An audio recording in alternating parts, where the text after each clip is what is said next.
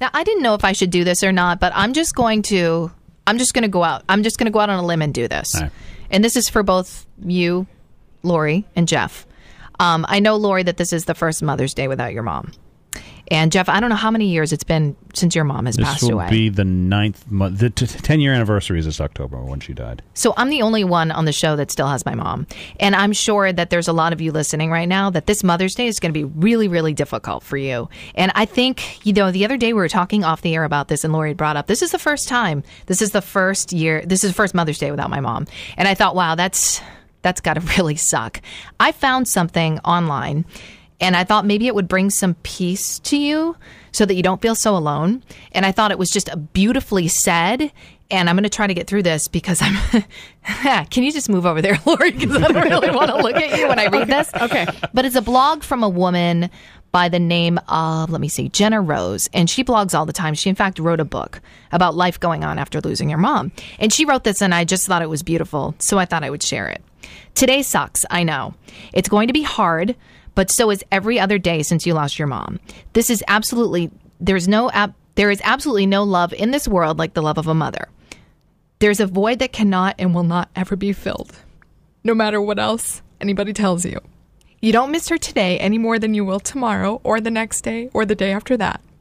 Today, Mother's Day, is just another painful reminder that she's no longer physically here. As you watch friends celebrate with their moms, please remember that yours is tucked away deep down in your heart, where she will forever stay. I'm sorry, I didn't even lose my mom. Such an ass. As the wind blows through your hair, know that is her gentle touch, a loving touch. As the warmth of the sun shines on your face, please remember the warmth in your mother's heart through all the days she had on this earth. She didn't want to leave you, and she still hasn't left you. Your mom was greater than this world.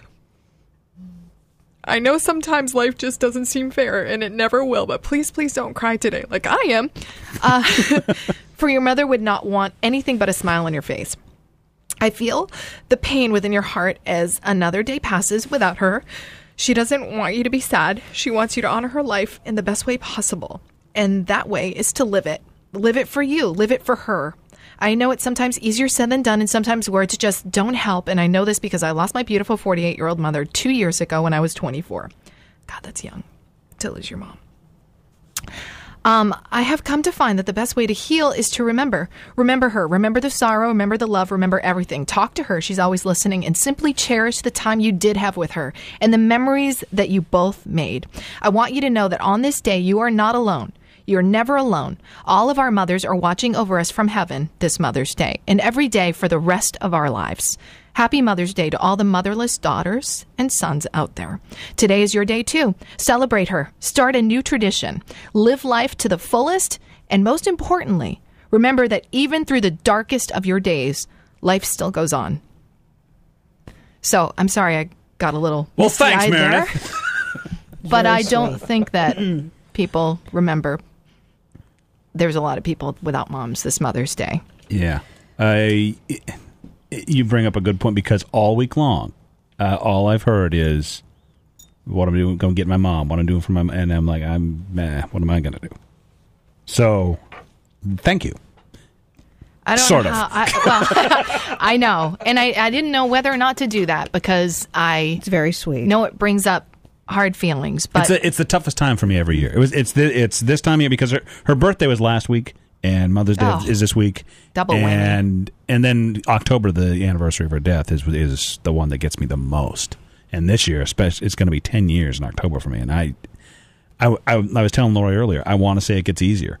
It does, and it doesn't. It's those moments that things like the anniversary, Jake's done something great, and that's now you're going to get me. Jake's done something great, and I can't show my mom. She never met him. You're killing me. Stuff like that. Yeah. And she wanted me to have kids, and I didn't plan on it. I didn't want to have kids. And that was a gift from her. That's what people say. And, what I wouldn't give for her just to be here long enough to meet her grandson.